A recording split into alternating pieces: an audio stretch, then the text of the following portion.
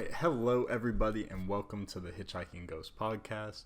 On today's episode, I am going to be reviewing the California Grill at the Contemporary Resort at Walt Disney World with a very lucky reservation. We were able to get a reservation the day before at 7:45. It's pretty significant here at the California Grill because the fireworks that happen over Magic Kingdom happen at 8 o'clock. So if you have a reservation at 7:45, as soon as you sit down, you can walk over to the observation deck, wait for the fireworks to happen. And then after the fireworks, your order will be taken, and then you can have the rest of your amazing meal. So I'm just gonna preface this by saying that there are a few negatives to the California Grill. It is not exactly my favorite type of restaurant. It's just not really my style. But let me tell you, the fireworks portion of this meal was incredible. Okay, it's one of the most uniquely magical situations that you can have at Disney. I mean, it truly is incredible. Like, that's the one word that I can describe it with. Incredible. This is not the first time I've seen the fireworks at a Disney restaurant, surrounding the Magic Kingdom. I had Ohana several months ago, and by the way, I did not enjoy Ohana, but they also had a fireworks show. I mean, all the lights dimmed, and you're able to look out, and the fireworks were happening while you were eating dinner. It's a lot further away, which is, one of the reasons why it was a lot worse than the Contemporary's firework viewing, but still pretty cool. If you get a chance to do it, you'll have a good time.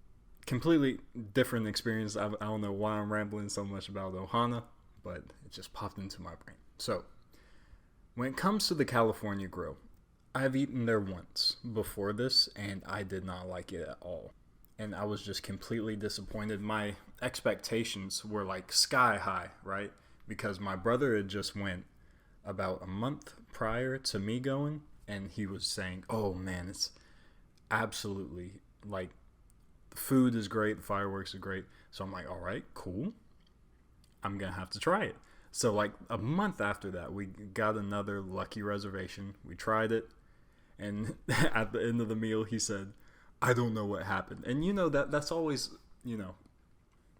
tough for a person to say whenever they're very excited about a restaurant, for them to say, I don't know what happened, it was better last time, it was just an off night, any number of things. Okay, so I was willing, because I've heard so much hype about this, and I think it was just my own overblown expectations, and I also didn't get the things on the menu that I wanted to get. Like, for instance, I got the sushi. I'm not a big sushi guy. I'm not. Okay. But I tried it, and turned out it was horrible. Did not like it at all. Just so you guys know, if you're not a sushi fan, don't get sushi at a restaurant. Okay, it doesn't make sense. I'm speaking to myself more than anyone.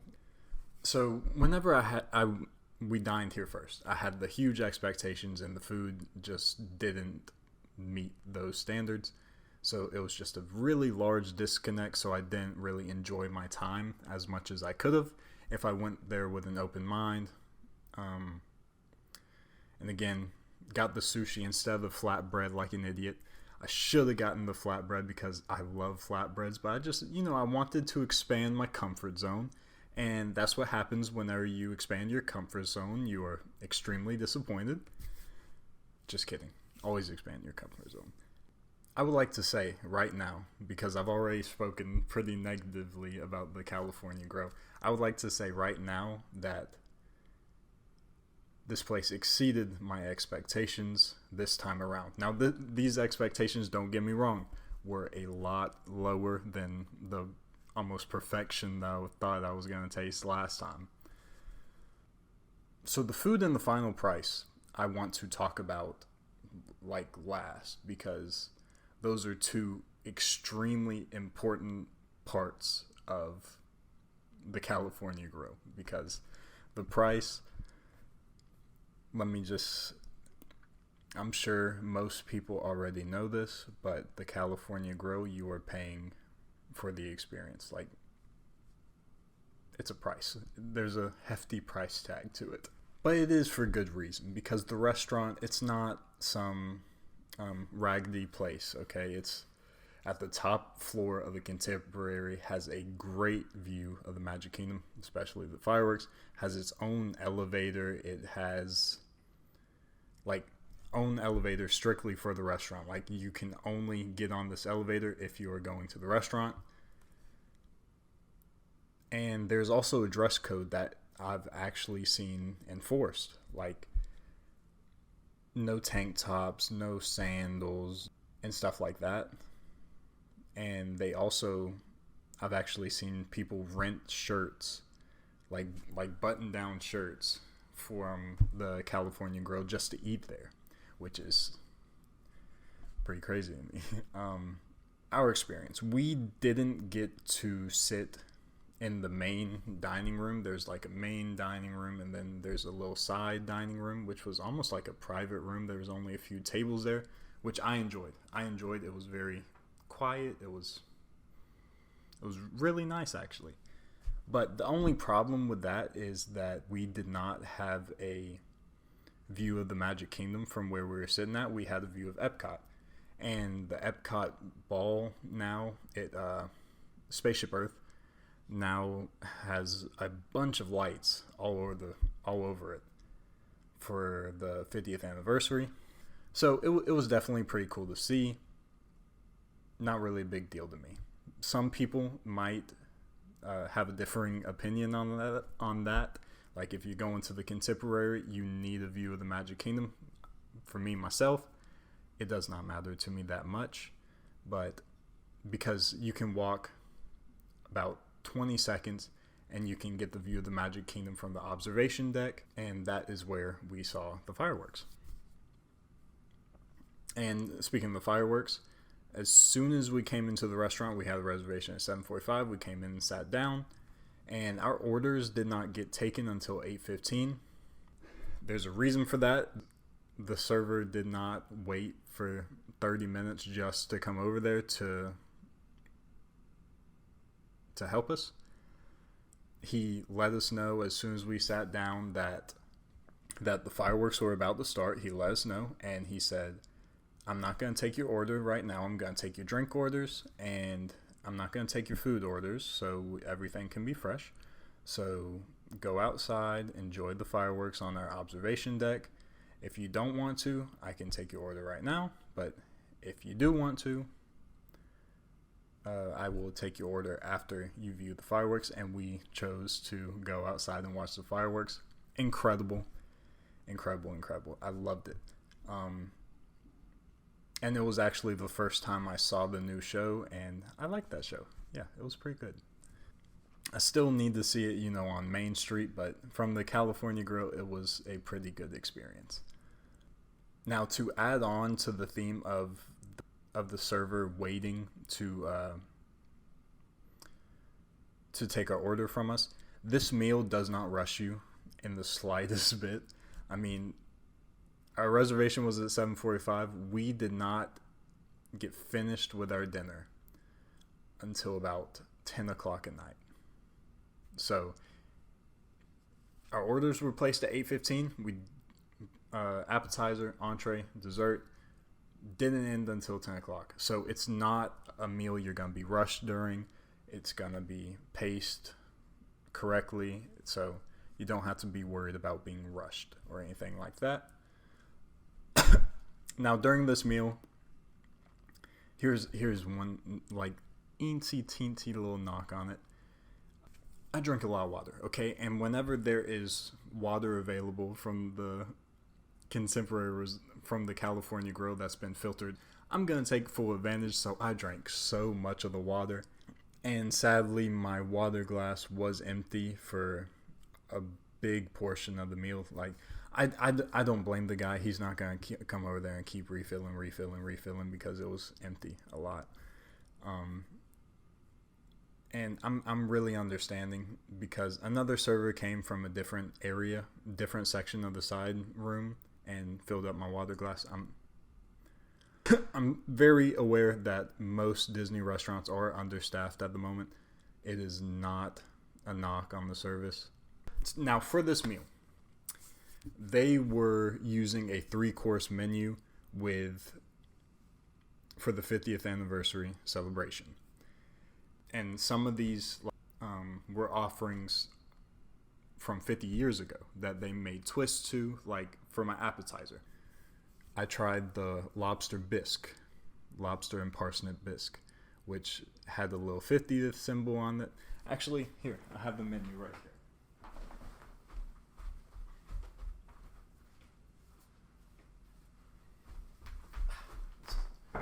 Oh. Here we go. So, this is the menu for the California Grill that I kept. You can keep it. I wasn't being mean or anything. You can actually keep it. It's a little keepsake because it's for the 50th. And this icon right here is like signifying that this was reimagined for the 50th anniversary from 50 years ago. So, yeah. That's the situation. Now, when it comes to that menu, it was $89 per person with a $39 wine pairing option available, and also an $80 extra charge. More on that later because we weren't aware of the $80 extra charge. Was just an item on the menu, but we'll get to that. So, appetizer had the lobster and parsnip bisque, which described on the menu is lobster, champagne, creme fraiche, and parsnip crisp. Now, if looks for your food is extremely important to you, I would skip over this item because it did not look appetizing in the slightest. I'm just going to be frank with that because it looked kind of gross, okay? Now, the taste was not the best either, which was just so disappointing because it worried me about the rest of the meal. I'm like, oh, goodness, I'm just going to pay another $100 for food that doesn't really reach the $100 expectations. But I also tried the braised beef short rib wontons, which described on the menu is braised beef short rib wontons. Not gonna try and say that word. Miso cola onion sauce, crispy garlic chili oil, radish, and pickled lotus root. This item was a little bit better than the lobster bisque, but again, it was extremely mediocre, okay? Now the next thing were the entrees, and this was the star of the show and the topic of conversation for like a few days afterwards. Lots of jokes about this because my brother was excited about this dish, to say the least. So me and my brother, for this entree, we got the 35-ounce beef ribeye tomahawk steak for $2. So me and my brother shared it. Now in parentheses, it says enhancement available for additional surcharge, $80. Now we thought that it would just be another add-on item to increase the price by $80 because we were sharing it for 2 people. We didn't think that was going to be $80 on the menu. But it turns out it was. So as soon as you get the 35-ounce beef ribeye tomahawk steak for 2, just add another $80 to your bill because that's what's gonna happen. So my camera died. All right, so the presentation of this dish for the tomahawk steak is great. Okay, I've loved the way it looked, and the macaroni and cheese on the side was great as well. And I'm not even the biggest macaroni and cheese type of guy, but you gotta give credit when credit's due. gotta give credit where credit is due, and this Gouda macaroni and cheese was really solid. So me and my brother ate 2 pounds of steak, and it was so good, much improved than from last time, because we got the steak for last time as well, not the tomahawk steak, just regular steak, and it was a huge difference from last time. A little bit rarer than I would have liked, but it wasn't too bad. It just wasn't cooked to my preference. I wanted it a little bit more done, but because I got a medium steak and they brought out a medium rare steak, and I'm not going to send the steak back to the kitchen because I will never ever do that. That is scary. With that being said, still thoroughly enjoyed it. I did not leave any crumb. So, for dessert, there were some interesting options. Like, there was one thing celebrating the 50th anniversary that was 5 bites of every executive chef's favorite taste profile. The menu describes it as 5 magical bites, 50 years in the making. Honey, lemon, carrot, strawberry, chocolate. 5 different executive chefs, 5 different taste profiles. Now, I did not get this dish because I did not just want 5 bites of a dessert. I wanted a bigger dessert. But I did try one of the chocolate bites, and my goodness, it has an extremely strong chocolatey taste. So if you do not like, extremely dark chocolate, don't get this. Or just don't eat the chocolate one. It must have been like 90% cacao or more. Cacao or more. But still ate the bite and would probably eat again if I could. It was quality chocolate and you could taste it.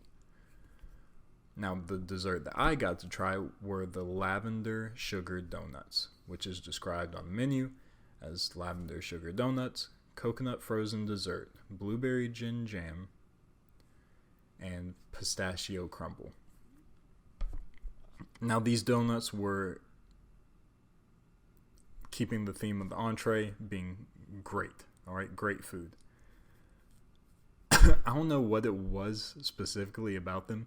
They weren't soft, and they weren't like, chewing into bricks.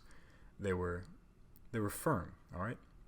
And they weren't hot, which soft and hot, those are 2 qualities I'm really looking for in a donut, because my goodness, I could eat 12 of those. But these weren't like that. They were firm, and it was a lovely dish. It was very difficult. I mean, the blueberry gin jam was incredible. I didn't even know there was alcohol in it. It was that good with how well they masked it. It was truly a delicious end to the meal, and really literally left a good taste in my mouth about the California Grill. But that taste ended as soon as the check came. And it was over $775 for 5 people plus the tip. There were 2 enhancement fees of $80 for the 35-ounce tomahawk steak that me and my brother got, and then me and my brother got, and my brother's father-in-law and mother-in-law got. So we had 2 $80 enhancement fees.